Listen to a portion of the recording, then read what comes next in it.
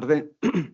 En primer lugar, quisiera agradecer al Laboratorio Andaluz de Enfermedades Profesionales que me hayan tenido en cuenta y bueno, estar en esta casa, en mi colegio profesional, para poder exponer esta información que creo que puede ser interesante para los profesionales que nos dedicamos a la prevención. Voy a trasladar parte de mi experiencia que he tenido no solamente en el hospital, sino previa al hospital, ¿no? De la obra de construcción y de los riesgos que he podido observar. Principalmente, bueno, la problemática que tenemos en el sector de la construcción, que es un sector donde la siniestralidad, ya se ha comentado, que es alta. Y las enfermedades profesionales están infravaloradas frente a los accidentes. Yo tengo una explicación, creo. Bueno, el accidente es inmediato. El accidente es algo inmediato, como ha comentado el profesor Lucas, y la enfermedad profesional no, es a lo largo del tiempo. Una obra que dura 1 mes, 2, 10, 20 meses, ya se acaba la obra, se acaba el riesgo. Yo llevaba muchas coordinaciones y siempre decía que cuando se acababa la obra, mi problema se había acabado. Ya no tenía que preocuparme de lo que pudiera pasar, ya no existiría, me refiero respecto a la responsabilidad que puede tener un técnico. Entonces, yo creo que por esa parte puede existir esa infravaloración que tienen las enfermedades profesionales respecto a los accidentes. Traigo aquí un gráfico respecto a las enfermedades profesionales en los diferentes sectores y como podéis ver, el que más tiene es el sector servicio, aunque las enfermedades profesionales que causan bajas son menores que las que tienen bajas, con lo cual esas enfermedades profesionales podría entenderse que son menos graves respecto a la industria, que sí parece ser que las enfermedades que causan bajas pues pueden ser más altas, y la construcción no tiene tantas enfermedades profesionales. Habría que estudiar el motivo, ¿no? Porque entiendo que será por respecto a la población trabajadora, que habrá menos población. Respecto a la construcción, donde más se declararon enfermedades profesionales en la actividad de construcción especializada. Puede entenderse también que este tipo de empresas que están en ese código de cotización, pues tienen mayor número de trabajadores asociados, porque básicamente las tres realizan actividades en obra de construcción. El índice de incidencia respecto a las empresas de construcción, pues respecto a la industria, pues como podéis ver, es bastante más alto en la industria, pero sí se ve una tendencia descendente en casi todos los sectores. Puede ser significativo que ese descenso de la incidencia es que igual están funcionando algo, ¿no? No todo puede ser problemas, no accidentes, enfermedades en el mundo laboral. Sí es verdad que los riesgos o los índices de incidencia tan altos en la industria respecto a la construcción pues va a deberse al tipo de actividad que se desarrolla en la industria, que puede conllevar mayores riesgos a padecer enfermedades profesionales. Y yo quiero hablar, o iba a hablar, de los diferentes tipos de riesgos que nos encontramos y los factores de riesgo que pueden producirse en las enfermedades profesionales, específico en la construcción. Tengo que ser muy rápido. No solamente quisiera hablar de enfermedades profesionales, me gustaría también hacer una mención a las enfermedades derivadas del trabajo, que no están dentro de ese catálogo de enfermedades profesionales que establece el Real Decreto, pero yo creo que es digno de mencionar también, porque también producen enfermedades y generalmente por contaminantes, ¿no? Vamos a hablar de los riesgos físicos que están relacionados con el entorno, los riesgos físicos que pueden estar más relacionados con la ergonomía, los riesgos químicos, los riesgos de exposición biológica. Respecto a los riesgos físicos, hablamos o conocemos el ruido, vibraciones y radiaciones. En el caso del ruido, diferente a como yo lo tenía también. Respecto a ruido en la construcción, los factores de riesgo que generan este tipo de contaminantes están sobre todo asociados a la actividad y a los equipos que se utilizan en las obras de construcción. Un sector donde el uso de maquinaria es elevado. La mayoría de las actividades se realizan con equipos que generan mucho ruido, ¿no? Y a partir de 385 decibelios sabéis que tenemos que utilizar algún tipo de medida de protección. Todo lo que tenga que ver con demoliciones, trabajos de picado, uso de maquinaria, luego que pasen los equipos de movimiento de tierra por la obra cerca, pues generan bastante ruido y generan normalmente enfermedades como la hipoacusia, pérdidas de audición, ¿no? Y el tinnitus. Las vibraciones también relacionadas con el uso de la maquinaria, tareas de compactación del terreno, usando los vibradores del hormigonado, ¿no? Y pues, producen otro tipo de enfermedades también relacionadas actividad que produce el síndrome de mano-brazo, el síndrome de Raynaud y bueno, y también otros tipos de patologías que están relacionadas con vibraciones de cuerpo entero. No quiero tampoco ampliar mucha información porque si no, yo quiero centrarme al final un poquito más en cómo gestionar este tipo de riesgo o cómo podría intentar mejorar este tipo de riesgo en las obras de construcción y en las empresas de construcción. La radiación no ionizante son aquellas las más conocidas o que tenemos son las radiaciones no ionizantes producidas por los trabajos de soldadura, donde ese haz de luz ultravioleta pues, produce daño en los ojos, ¿no? de los trabajadores. La exposición, como comentaba el profesor Lucas, la exposición al aire libre, trabajos que se realizan al aire libre con alta exposición al sol, pues también producen enfermedades que pueden ser cáncer de piel. Las radiaciones ionizantes son menos conocidas en la construcción, pero nos encontramos en algún tipo de actividad, sobre todo relacionadas con los ensayos no destructivos. Esos trabajos de soldadura que se realizan en la estructura metálica, pues pueden producir daño. Son trabajos muy controlados, ¿eh? Estos trabajos suelen ser muy controlados. Y a lo mejor a los propios trabajadores que realizan esta actividad, con los controles que llevan por su propia empresa al trabajar con fuentes o isótopos radiactivos, pues no es tan preocupante a lo mejor en las obras de construcción, pero sí esos riesgos a terceros que ya también se ha comentado aquí, que pueden generar esta actividad cuando hay concurrencia de actividades en la propia obra.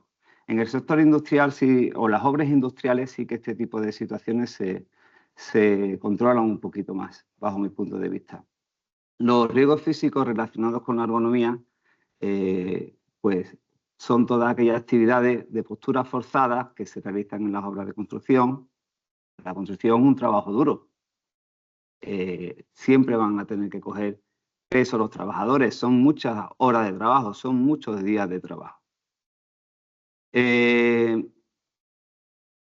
Actividades que pueden generar lesiones en codo, rodillas, ya ha comentado el profesor Cabanilla, hombro, patologías en el hombro, muy comunes que van aumentando la posibilidad de ese tipo de lesiones con la edad.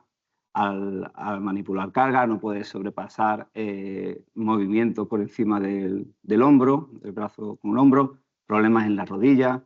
El más conocido de todos, a lo mejor para todo el síndrome del túnel carpiano, el que más conocemos como enfermedad profesional, por el tema de movimientos que se producen con los trabajos manuales que se realizan. Son trabajos artesanales los de la construcción.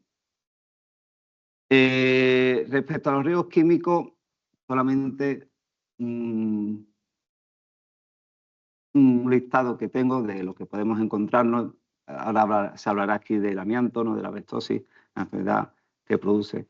La retirada del amianto, cada vez más, bajo mi punto de vista y mi experiencia, más controlada en las obras de construcción, porque tiene un procedimiento, bueno, tiene un Real Decreto específico y tiene un procedimiento de trabajo donde se nos obliga a avisar a la autoridad laboral, tener un plan de trabajo único, específico, bueno, dependiendo del tipo de actividad que se va a desarrollar. Y bueno, puede estar más o menos más conocido y controlado.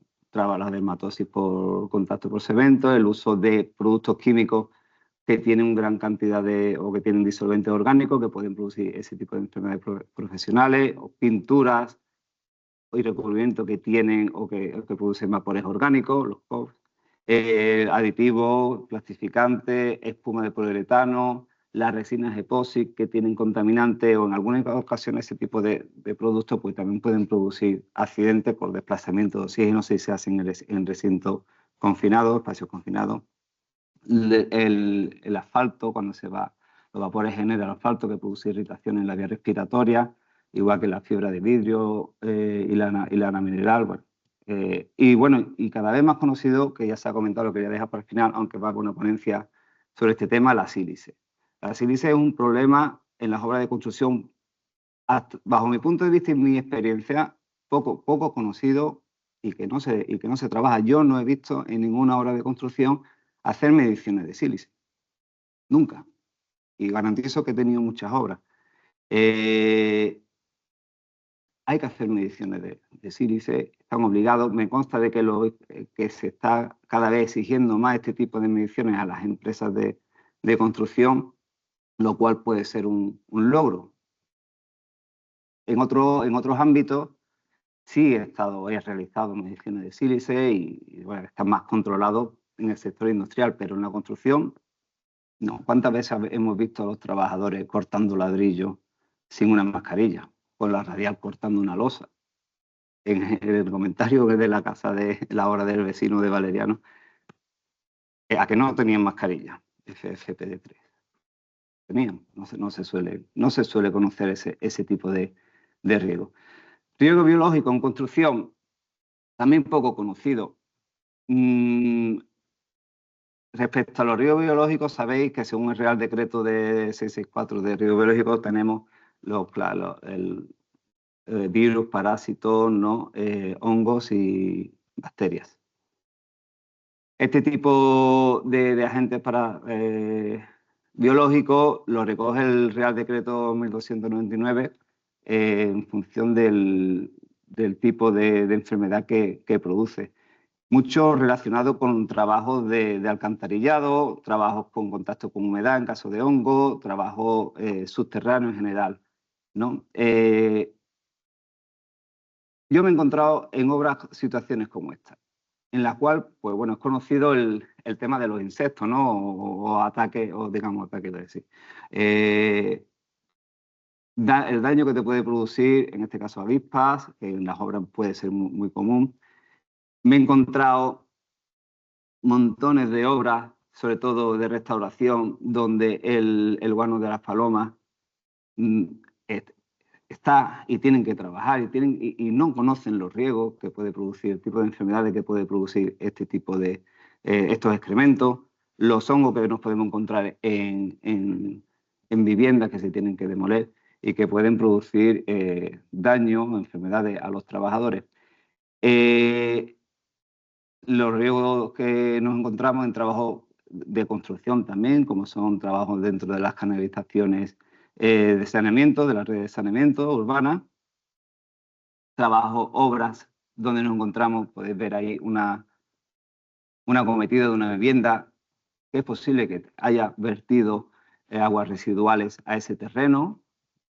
Los trabajos que realizan las empresas de abastecimiento y saneamiento de las ciudades, pues están expuestos a este tipo de contaminantes biológicos, porque entran en contacto directamente. No sé si alguno bueno, me consta que alguno, que gran conocedor de este tipo de trabajo, conoce este mundo mucho mejor que yo y está conectado, lo sabe. La exposición, el contacto que puede tener un trabajador de una empresa de construcción que realiza este tipo de obras está metido en aguas residuales y entra en bastante contacto. Quisiera hablar también de las obras hospitalarias, un riesgo más relacionado con terceros que puede producir los hongos. Ya tiro un poquito para el campo donde estoy desarrollando ahora mi actividad.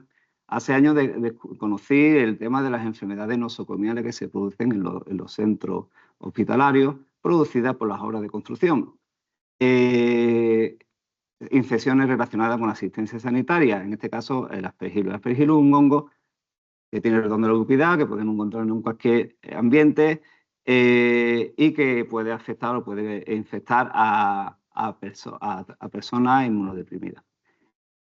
En las obras de construcción en centros hospitalarios, no quiero entrar en la parte médica, pero hasta donde yo sé, el aspergilo, una infección por el aspergilo puede terminar con la vida de una persona en el caso de que o no se detecta a tiempo, o, bueno, y puede hasta donde yo sé, puede tardar hasta unos meses en saber que realmente esa enfermedad ha aparecido.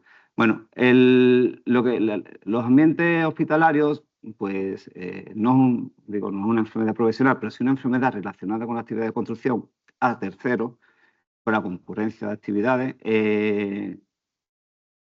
Hay que tener un control del ambiente de trabajo. Es decir, tenemos que tener las obras cerradas de forma que no salga polvo fuera de la obra.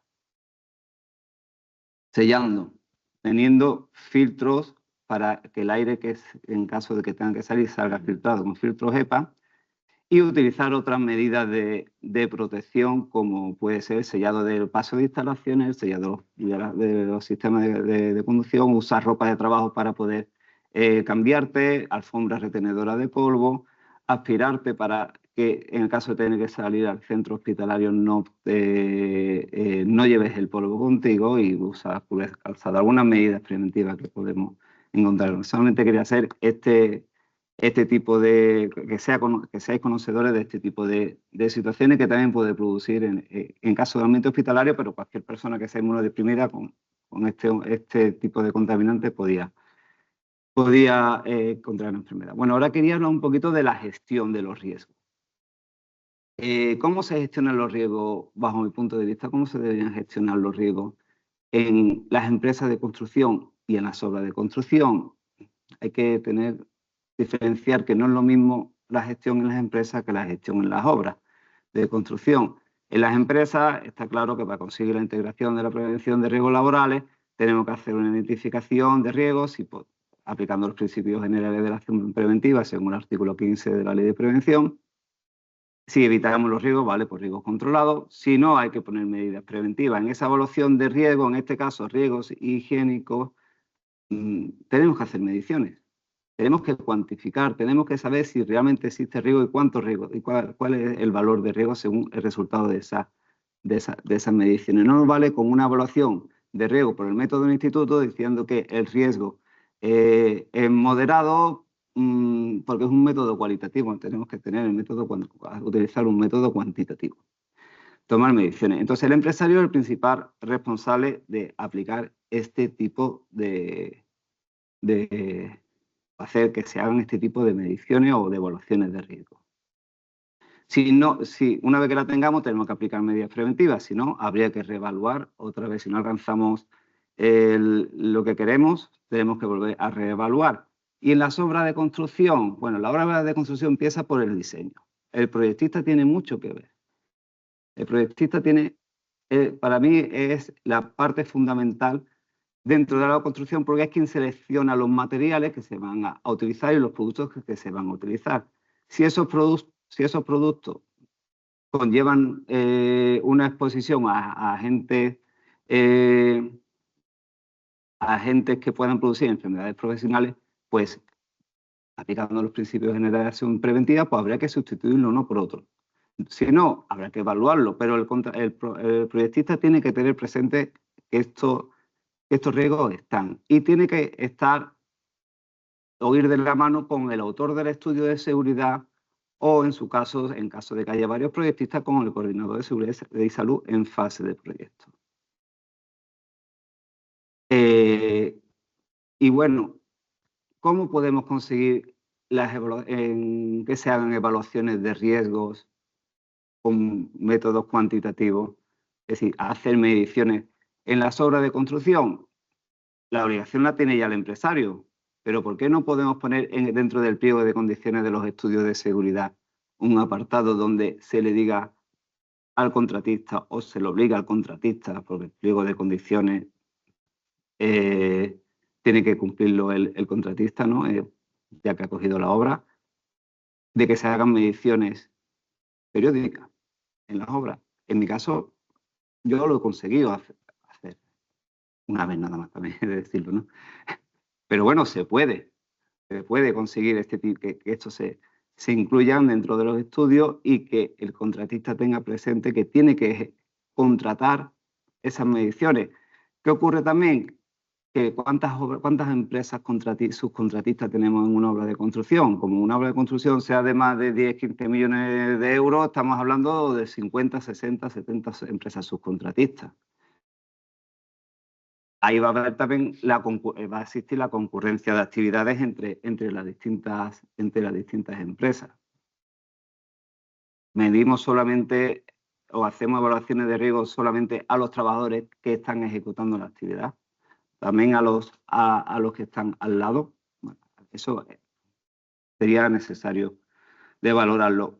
No sé si conocéis el criterio técnico de Invasar, donde habla de la sílice cristalina, donde ya hace un análisis de los materiales de construcción que contienen sílice, en este caso de la sílice, porque sí también me consta de que cada vez se está haciendo o se está obligando, hay una labor inspectora de obligar que se hagan más mediciones de sílice.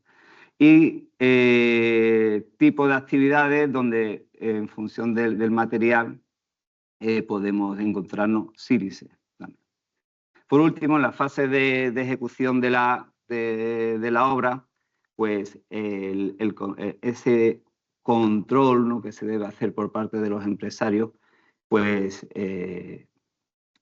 se debe incluir esa parte de que se ha recogido en el estudio de seguridad y salud en el plan de seguridad y salud, donde se identifiquen todos los riesgos y qué medidas preventivas se van a aplicar.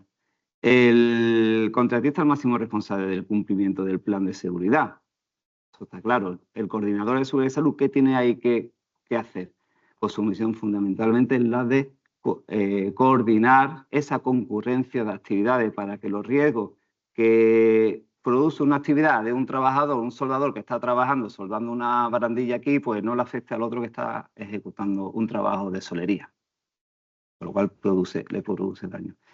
Y es muy importante, ya por último, está el último punto, pero yo creo que una de las cosas más importantes que está algo denostada en el mundo de la construcción es la vigilancia de la salud, ¿no? Muchas veces los reconocimientos médicos son más importantes y sobre todo los específicos, lo ha comentado Juan Luis Cabanilla, esos reconocimientos específicos para detectar las enfermedades profesionales son importantes y necesarios que sean. Yo nada más que añadir, agradecer de nuevo al laboratorio que me hayan dado la oportunidad de estar aquí y nada, estoy a vuestra disposición.